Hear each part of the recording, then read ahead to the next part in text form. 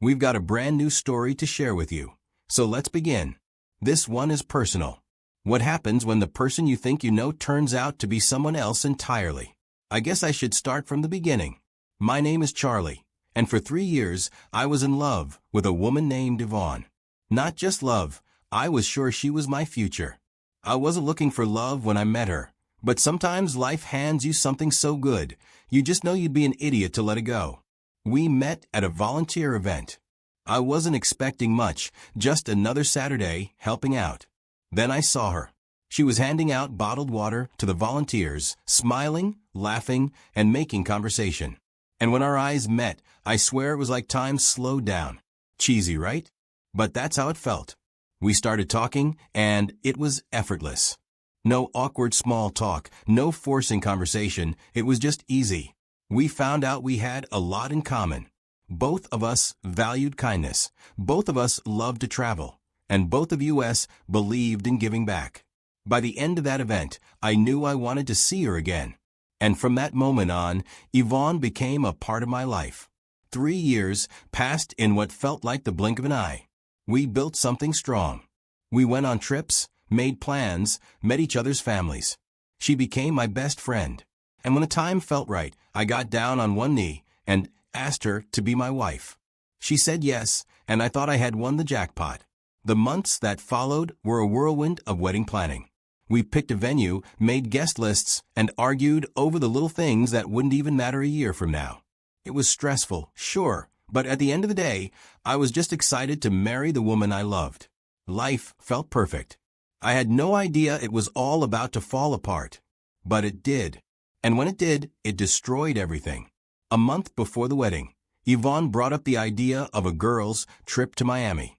She framed it as one last getaway with her closest friends before becoming a married woman. At first, I hesitated, not because I didn't trust her, but because we were knee-deep in wedding plans, and taking off for a week felt like a distraction. But she reassured me. She wasn't going alone. She'd be with friends I knew, girls I'd met at gatherings, some even at our engagement party. They weren't just her friends. They were part of our circle. So, I gave her my blessing. In fact, I encouraged it. I figured it would be a good way for her to unwind from all the stress of planning a wedding. If I was being honest, she had been carrying a lot on her shoulders. Between picking a venue, dealing with guest lists, and managing family expectations, I could see the pressure weighing on her. If a few days in the sun with her friends would help her relax, why not? Relationships are built on trust, and I trusted Yvonne completely. The morning of her flight, I drove her to the airport. She was excited, dressed in a light summer outfit, sunglasses perched on her head, already in vacation mode. Before she walked into the terminal, she kissed me and told me she loved me. I watched her disappear into the crowd, never imagining that this trip would change everything. Wanting to do something special for her, I decided to book our honeymoon as a surprise. She had always dreamed of visiting Santorini, so I locked in a luxury resort with a private ocean view. It wasn't cheap, but I wanted to give her the perfect start to our married life. As I clicked confirm on the reservation, I smiled, imagining how happy she'd be when I told her. I had no idea that while I was planning our future, she was busy destroying it. 5 days into her trip, I was at home, exhausted from handling some last-minute wedding logistics, when my phone buzzed. It was an unknown number. Normally, I ignore those assuming it's spam, but something made me open it. The message was short, brutal, and gut-punching. You're a fool. You're wasting money on a wedding while Yvonne is having the time of her life with another man. I frowned. Before I could even process the words, a series of videos loaded beneath the text. My hands felt clammy as I tapped the first one. There she was, Yvonne, on a dimly lit dance floor, wearing a tight dress. Her arms were wrapped around some random guy, her body pressed against his as she swayed to the music. She was drunk, laughing, her head thrown back as she ground on him. My throat went dry, but it didn't stop there. The next video showed her on the beach, curled up next to a different guy, their legs tangled in the sand, his hands tracing circles on her skin. She wasn't resisting. She wasn't pulling away. If anything, she looked comfortable, like this was normal for her. Then came the screenshots. A group chat. Her friends joking about her wild night. They weren't surprised. They weren't concerned. They were egging her on.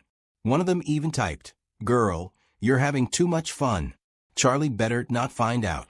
My entire body went cold. For a few minutes, I considered calling her. I wanted to demand an explanation, to hear her stammer out some excuse. But something in me held back. I needed more than just blurry videos from an unknown number. If this was real, I needed undeniable proof. And more than that, I needed to know who had sent me these videos in the first place. Someone wanted me to see this. Someone wanted to expose Yvonne. But why? I started by tracing the number. It wasn't hard. A few online tools, a little digging, and I had my answer. The messages had come from one of Yvonne's own friends. Someone who had gone on that trip with her. That was the moment everything clicked. This wasn't just some outsider trying to ruin my life. This was personal. One of her own people had turned against her. I took a deep breath and sent a text on her Instagram handle, because we follow each other. No anger, no accusations, just direct. "I know it was you." The response came almost instantly. "Are you texting to thank me for saving you?" This girl wasn't playing games. She had done this for a reason, and she wanted me to understand why. "Prove these aren't fake," I typed back. She didn't argue. Instead, she sent more. More videos. More pictures. More truth. The first one hit me like a gut punch. Yvonne, sitting on a guy's lap, her arms draped around his neck, her lips pressed to his. Then came the recordings. In one, it sounds like she was sitting around with her friends, laughing and saying, I love Charlie, but his family? God, they're so annoying.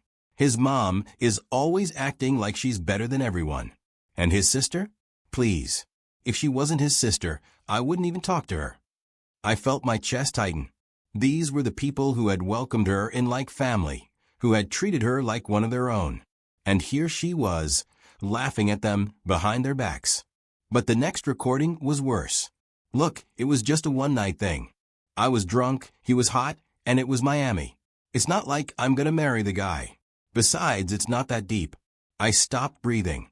My ears were ringing. I had to play it again, just to make sure I heard it right. But there was no mistaking her voice. I had one last conversation with a friend who sent me everything. I called her up, and she answered almost immediately, like she'd been expecting it. So, I said, voice tight, "Why?" She didn't hesitate. "Because you deserve to know." I waited, but she kept going. "Yvonne acts like she's better than everyone. Like she's this perfect, loyal girlfriend, when she's really just selfish." I was sick of it. She talks down to me, talks down to her other friends, and she sure as hell doesn't respect you. So yeah, I exposed her. She wasn't apologetic. If anything, she sounded like she'd been waiting to do this for a long time. But it wasn't about me.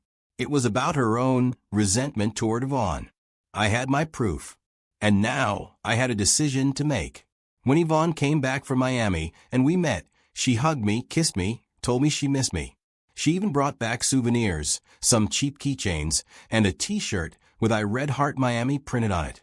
I stood there, watching her, listening to her talk about how relaxing the trip was, how she needed that break before the wedding. She was lying. I knew she was lying. And the worst part? She had no idea that I knew. I kept my expression calm, nodded when I needed to, even forced a small smile when she made a joke. I wasn't going to give her the satisfaction of an argument. No, I was going to let her believe everything was normal. I was going to let her believe that she got away with it. That was the only way this would work. So I played along. When she talked about wedding details, I acted excited. When she showed me the final seating chart, I pretended to care. When she asked about my suit fitting, I told her I'd take care of it. Every moment was a test of my patience, but I refused to crack, making sure everything was set up exactly the way I wanted it. Because while she was picking flower arrangements, I was making my own plans she would never see coming. The night before the wedding, I sat down with my family, my parents, my siblings, the people who actually loved me. I showed them everything. The videos, the recordings, the texts. I didn't have to say much after that. My mother's face turned pale, my father's jaw tightened, and my sister muttered something under her breath that I won't repeat here. They were angry, but more than that, they were heartbroken for me.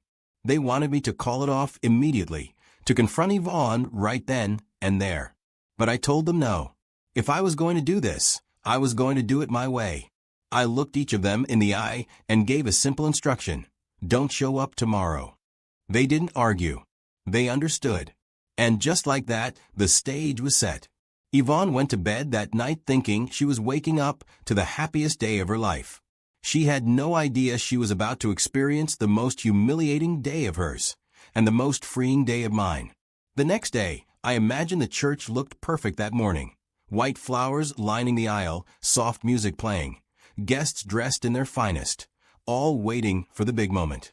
Yvonne's family must have been buzzing with excitement, exchanging smiles, shaking hands, talking about how beautiful she was going to look. Her bridesmaids were probably hyping her up, fixing the final touches on her dress, making sure every detail was perfect. It was supposed to be the happiest day of her life. But there was just one problem. There was no groom. At first, it probably didn't seem like a big deal. Yvonne must have checked her phone, expecting a quick "on my way" text. But there was nothing. She tried calling. No answer. She tried again. Straight to voicemail. I saw them and ignore every one of it.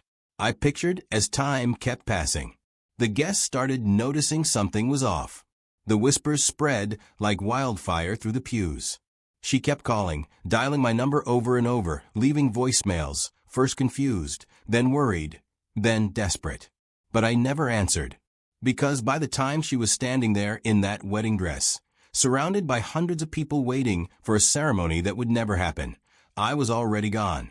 Bags packed, somewhere far away where she would never find me.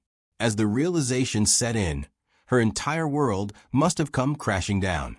Her perfect day had turned into a nightmare, and all she could do was break down in the middle of it. The weight of her actions had finally caught up to her, and for the first time, she had no control over the outcome. She had made her choices. Now, she had to live with them. I don't know exactly how it happened, but I later found out that someone from my family leaked everything. The videos, the recordings, the group chats. I never planned for that part, but honestly, I wasn't mad about it. Once the truth got out, there was no controlling the damage. Yvonne went from being the happy bride-to-be to the woman everyone whispered about behind her back. The same people who once congratulated her on our engagement were now side-eyeing her in public, avoiding her calls, and treating her like a stranger. The story spread fast, faster than I expected. Wedding guests, mutual friends, people from work, they all saw her for exactly who she was. She tried to do damage control, of course.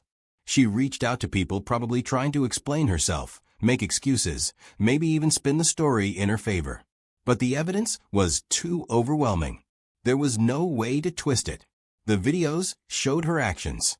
The recordings caught her words. No one had to guess or speculate. She was guilty in broad daylight. And the worst part? She knew it.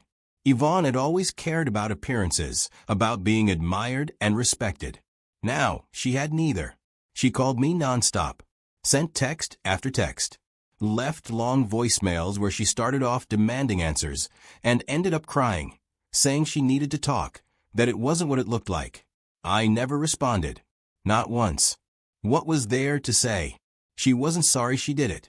The anger, the heartbreak, the humiliation, it was still there, but at least I wasn't trapped in it anymore. I wasn't in the same city as the woman who betrayed me, and that was enough. Looking back, I learned a lot from this. First, never ignore red flags just because you love someone. Love doesn't excuse disrespect. Second, trust is everything. The moment someone breaks it, it's almost impossible to fix.